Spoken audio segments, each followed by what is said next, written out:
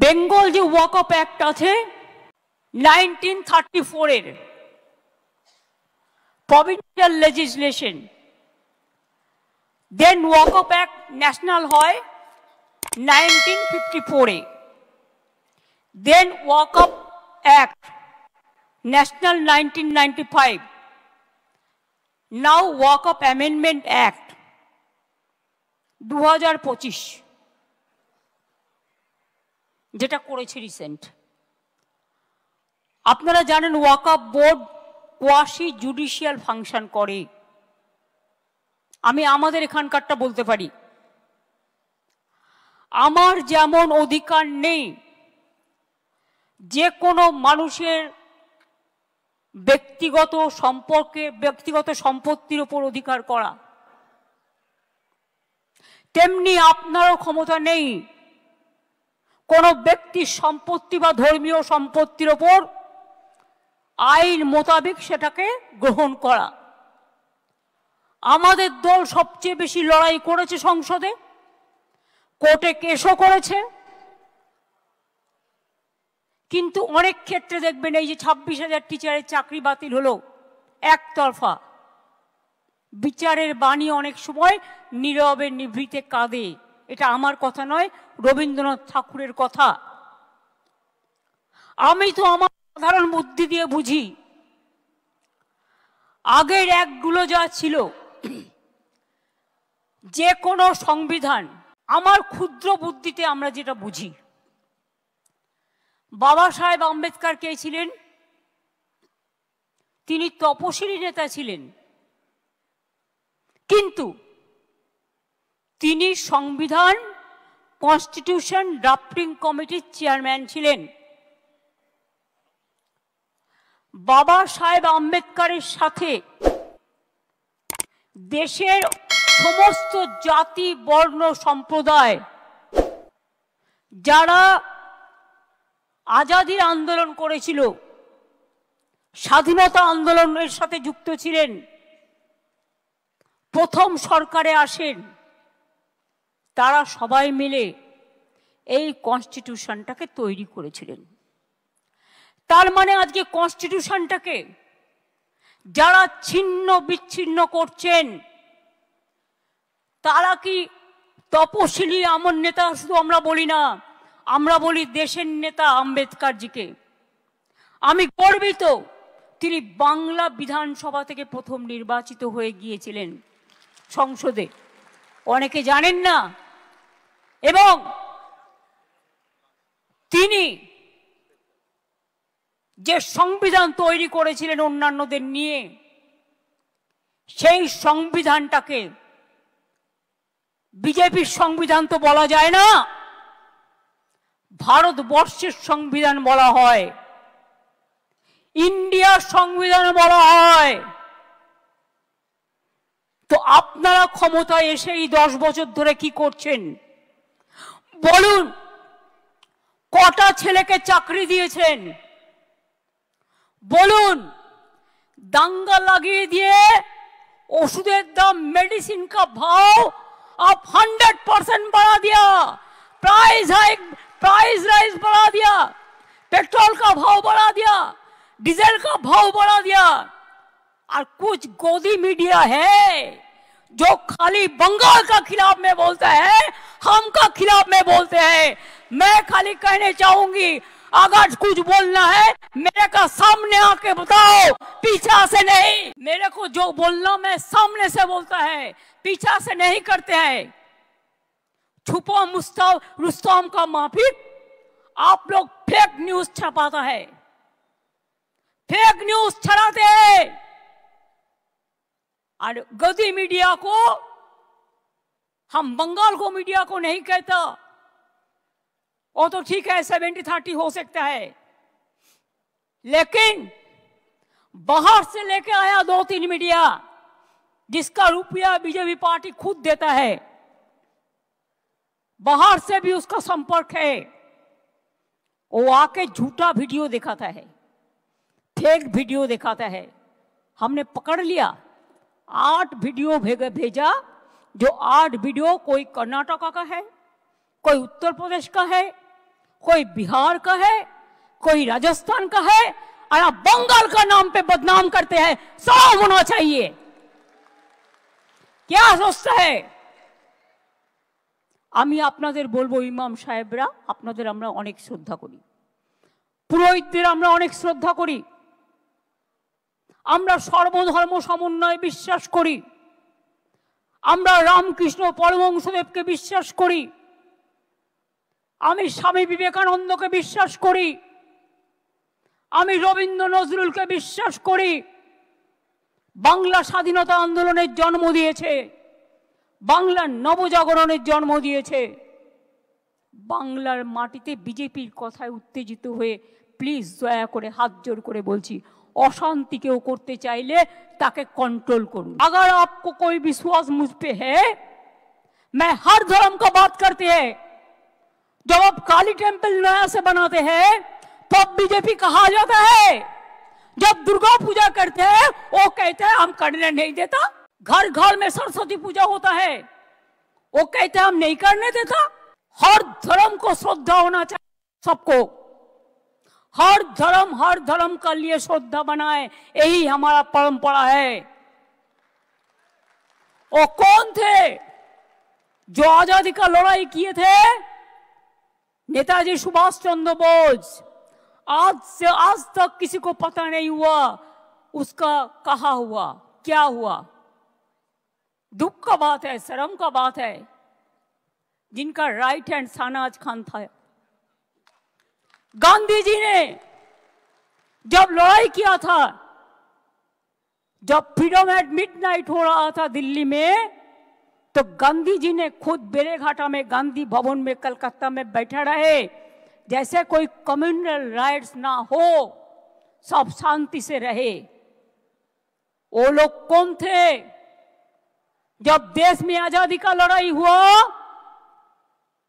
तो रविंद्रनाथ टैगोर ने गाना गाया, जब देश को टुकड़ा करने चाहा बांग्ला को, कि बांग्लार माटी बांग्लार जल, बांग्लार वायु बांग्लार फल, पूर्ण हो खे भगवान। और इकबाल ने कहा गया था, सारे जहां से अच्छा हिंदुस्तान हमारा। हर धर्म का आदमी, हर परंपरा का आदमी देश में आजादी का लड़ाई लड़े और देश में डेवलपमेंट का उसका भी हिस्सा है। वो कौन थे? अब्दुल कलाम आजाद, मौलाना अबुल कलाम आजाद। वो कौन थे? एपीजे कलाम। वो कौन थे? महात्मा गांधी जी। वो कौन थे? बाबा साहेब अम्बेडकर। वो कौन थे? नेताजी सुभाष चंद्र बोस। क्वेश्चन থাকবে হোম মিনিস্ট্রিতে যারা খাইয়ে এনআই কে দিয়ে টুইট করিয়েছেন, যদি বাংলাদেশ সত্যি যাই হয়ে থাকে বাংলাদেশের লোক, আপনি কেন ঢুকতে দিলেন? বিএসএফ কেন ঢুকতে দিয়েছিল? বিএসএফ কেন এলাও করলো? বর্ডারের দায়িত্ব তো আমাদের হাতে নেই। প্লেন চলছে, প্লেনে কারা আসছে, কিভাবে আসছে? আগে আমাদের পুলিশ থাকতো এয়ারপোর্টে, আমরা একটা রিপোর্ট পেতাম, এখন সেটাও উঠিয়ে দিয়েছেন, কোনো রিপোর্ট আমরা পাই না। ট্রেন চলছে, ট্রেনে লোক আসছে, আমাদের কাছে কোনো রিপোর্ট আপনারা শেয়ার করেন না। আপনারা কি মনে করেন আপনারা লুকিয়ে লুকিয়ে छुपा रुस्तम খেলা খেলবেন আর पर्दा के पीछा में क्या है हम नहीं समझ सकते हैं, हम समझ सकते हैं इसको। এবং এই জন্য আগামী একটা বছর আপনাদের ধৈর্য ধরতে হবে, কারণ এরপর অনেক পরিবর্তন হবে দিল্লিতে। সেদিনটার জন্য অপেক্ষা করব। আবার নতুন সরকার হবে এবং নতুন সরকারে আশা করি হামাগুড়ি বাবু থাকবেন না। দরকার হলে যেদিন বিজেপি ক্ষমতা থেকে যাবে, যে আইনগুলো অ্যান্টি পিপুল করেছে সেই আইনের আবার কনস্টিটিউশন অ্যামেন্ডমেন্ট করে আইনগুলোকে বদলাতে হবে। If there is a crisis, you have to wait for the future. You have to overcome the situation And if there is a crisis, be cool and peaceful. আর আপনাদের বলবো, বাংলায় আন্দোলন করে লাভ নেই, আন্দোলনটা দিল্লিতে গিয়ে করুন। দিল্লিতে প্রধানমন্ত্রীর কাছে টাইম চান, দিল্লিতে রাষ্ট্রপতির কাছে টাইম চান। আপনারা সংগঠন থেকে অ্যাপয়েন্টমেন্ট করুন, দরকার হলে ট্রেনে যান, দরকার হলে প্লেনে যান, দরকার হলে অ্যাপয়েন্টমেন্ট করুন, করে আপনাদের প্রতিবাদ জানান।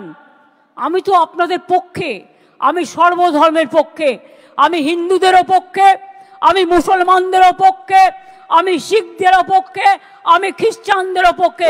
আসুন তো আপনারা দুজন আমার সাথে, আসুন আসুন আসুন, হিন্দু ধর্মে যাদের ডেকেছেন আপনারা দিল্লিতে গিয়ে সব রাজ্যের সাথে যোগাযোগ করুন। আগে contact all the state leadership, এবং তারপরে দিল্লিতে গিয়ে প্রোগ্রাম করুন। দরকার হলে রাস্তায় থাকবেন, দরকার হলে ময়দানে থাকবেন, সেখানে গিয়ে সব কমিউনিটি নিয়ে, সবাইকে সাথে নিয়ে আপনারা আন্দোলন করুন। আমি কথা দিচ্ছি, আমাদের তৃণমূল কংগ্রেসের সাংসদরাও আপনাদের সাথে থাকবে। আমি ইন্ডিয়া টিমের সব পার্টিকে অনুরোধ জানাবো, তারাও আপনাদের সাথে থাকবে। এখানে করে লাভ নেই, এখানে আমি আছি। আসুন, কি মনে হচ্ছে দেখে? হিন্দু মুসলিম শিখ ইসাই আপোষ মে रहना ভাই ভাই। মনে রাখবেন, আমরা কেউ একা নই।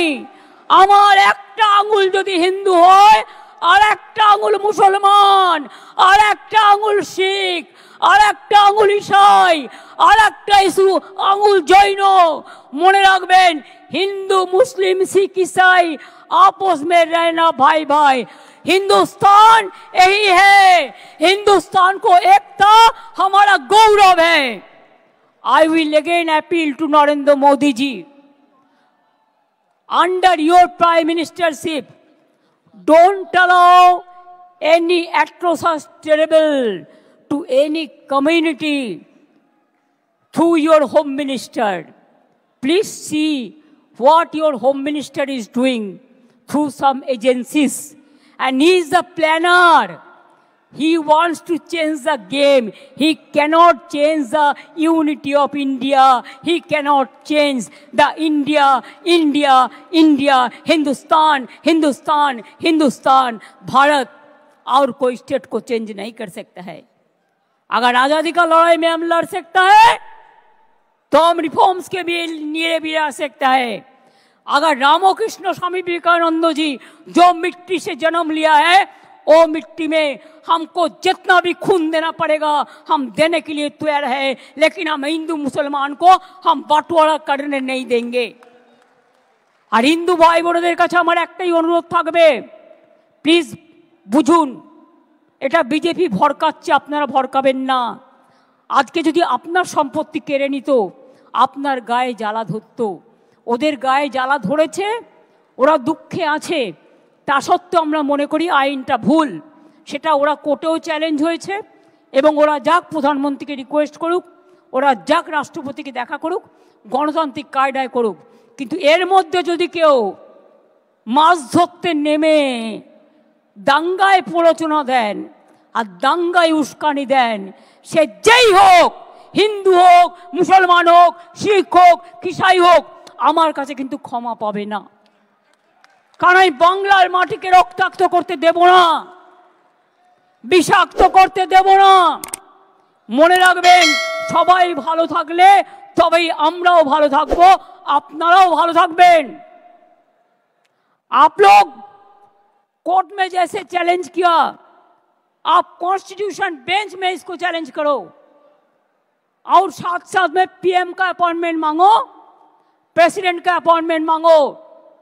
हर स्टेट हेडक्वार्टर में प्रोग्राम करके, अगर इंडोर हो तो इंडोर में करो, सब नेता लोगों को बुला लो और कहो एनआरसी का तरह, एनपीआर का तरह ये बैटल में भी हमको जीतना है।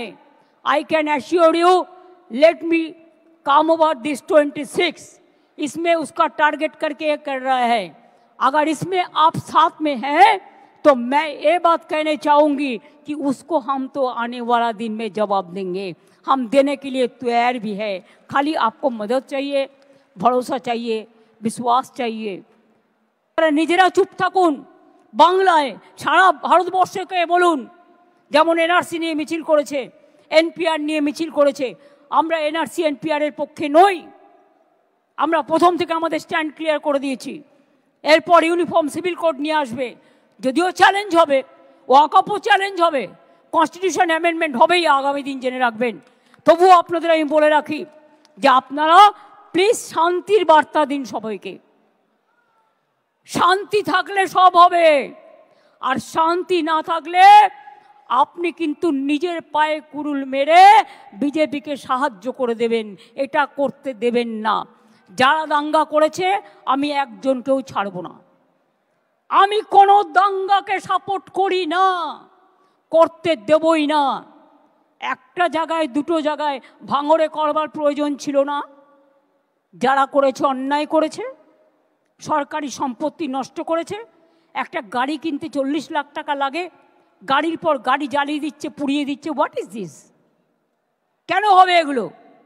আমি অনেক ভিডিও দেখেছি, লোকাল লোকেরা আমায় পাঠিয়েছে, বলছে আমরা হিন্দু মুসলিম একসাথে থাকি, বাইরে থেকে বিএসএফ এর মতো ড্রেস পরে চলে এসছে, পায়ে জুতো না পরে নন্দীগ্রাম কায়দায়। আসল ঘটনা কি তদন্ত করে দেখব। এসব ঘটনাও অনেক হয়েছে। কাজে আপনারা নিশ্চিন্তে থাকুন। লড়াইটা আপনাদের নয়, লড়াইটা আমাদের সংবিধান রক্ষার, লড়াইটা আমাদের দেশ রক্ষার, লড়াইটা আমাদের মানবিকতার পক্ষে, লড়াইটা আমাদের শান্তির পক্ষে, লড়াইটা আমাদের সংহতির পক্ষে। অল ইমাম অ্যাসোসিয়েশনকে বলবো একসাথে কাজ করতে। মুসলিম পার্সোনাল ল বোর্ড থেকে শুরু করে, মুয়াজ্জিন থেকে শুরু করে, ইমাম থেকে শুরু করে, যারা আছেন মাদ্রাসা থেকে শুরু করে, সবাইকে অনুরোধ করব একসাথে শান্তির বার্তা দিন এবং হিন্দু মুসলমান একসাথে থাকুন, ভালোভাবে থাকুন, কারো প্ররোচনায় পা দেবেন না। আর আপনাদের এই মিটিংয়ে আমি ঘোষণা করলাম যে 2-3 মারা গেছেন, 3টে পরিবারকে বিএসএফও গুলি চালিয়েছে, তার বিরুদ্ধেও অ্যাকশন হবে। আমি আমার চিফ সেক্রেটারিকে বলছি, বিএসএফ যারা গুলি চালিয়েছে, কেন চালিয়েছে তার তদন্ত রিপোর্ট হওয়া উচিত। শীতলকুচিতেও গুলি চালিয়ে এরা 4 জনকে মেরেছিল। আমি বলবো যারা মারা গিয়েছে, আমি কোনো সম্প্রদায় হিসেবে দেখি না, মানুষ হিসেবে দেখি, তাদের প্রত্যেককে আমাদের সরকার 10 লাখ টাকা করে পরিবারকে সাহায্য করবে। যাদের বাড়ি ভেঙেছে তাদের সবাইকে বাংলার বাড়ি করে দেওয়া হবে এবং যাদের দোকান নষ্ট হয়েছে তাদেরটা এস্টিমেট করে সেটা চিফ সেক্রেটারি দায়িত্ব নিয়ে কাজটা করবেন। আমি এটুকু বলে আপনাদের সকলকে বলি, ভয় পাবেন না, এগিয়ে যান, ভয় পাবেন না। রাস্তায় কেউ কেউ নিজের আইডেন্টিটি প্রকাশ করার জন্য বেসামাল কথা বলে ফেলছে, টিভির কাছে বেসামাল কথা বলে ফেলছে, টুইটারে বলে ফেলছে, এখন আবার এআই শুরু হয়েছে। দেখবেন আমার ছবি দিয়ে, আমার গলা দিয়ে বলবে, বিশ্বাস করবেন না না দেখে। এখন ফেক যুগ চলছে, ফেকটাকে বিজেপির কেক করে দেবেন না, ফেকটাকে ফেক বলে ফেলে দিন, এতে উত্তেজিত হবেন না।